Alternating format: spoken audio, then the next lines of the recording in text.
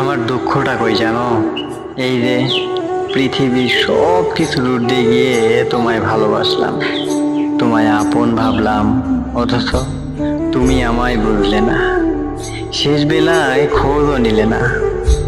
কত করে তোমায় কাছে ডাকলাম, তুমি সাড়া দিলে না। দিনের পর দিন, রাতের পর রাত, শুধু তোমায় কাছে পাওয়ার আকুলতা নিয়ে বারবার মূর্ছা যায়, অথচ তুমি বুঝলে না।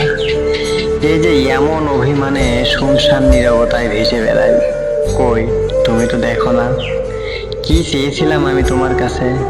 হ্যাঁ, উত্তরে তুমি বলবে শরীর, যে তোমার সহস্র মহাকর্ষ দূরে বসবাস, যাকে শত ইচ্ছে হলেও দু চোখ ভরে দেখা যায় না, ছোঁয়া যায় না, সেই তোমার শরীর নিয়ে আমি করবোটা কি বলো?